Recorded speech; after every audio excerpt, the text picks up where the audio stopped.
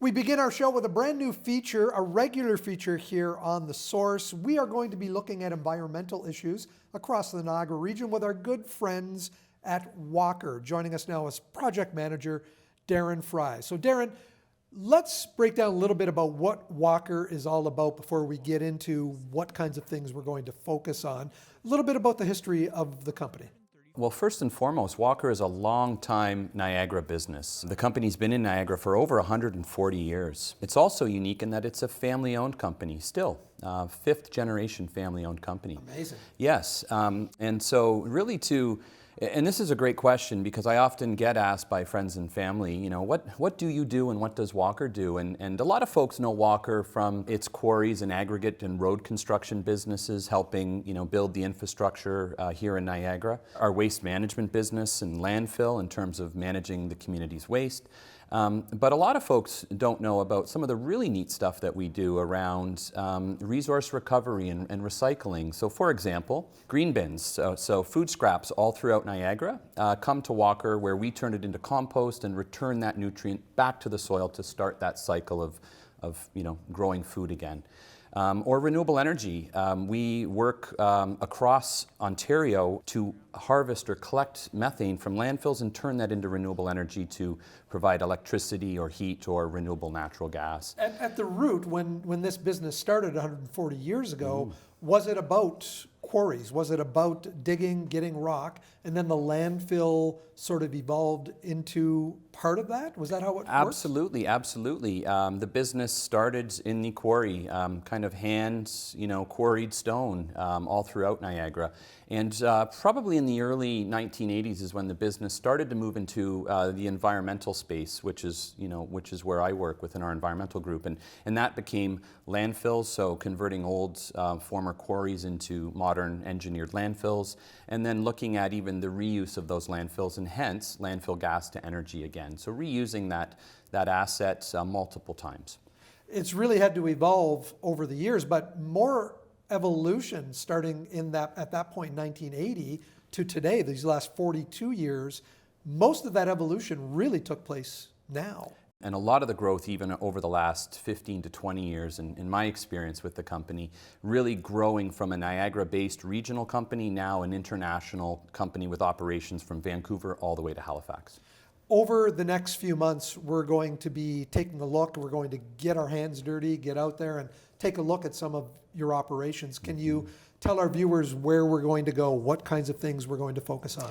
So first and foremost, our resource recovery campus just down the road here in Niagara Falls provides a really good example of how material can be reused or revisioned, not as a waste, but as a resource. And so there's lots of neat things to see, such as a compost site, how food scraps, how green bin material gets converted into compost, and some of the technology and the science involved in that.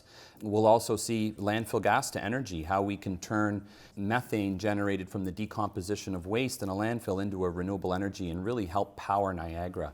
There's some other really neat opportunities that we can see at our campus, including how we take wood waste to create low carbon alternative fuels to help steel mills and cement kilns reduce their need to burn coal and hence create greenhouse gases. So a lot of really neat cutting edge environmental innovation happening at our campus just down the road. I love that you've always called it the campus because I've been on that campus. I actually participated in a fall arrest training session at the campus, and it felt like a campus. It didn't feel like a head office or an industrial facility, at least in the part where I went.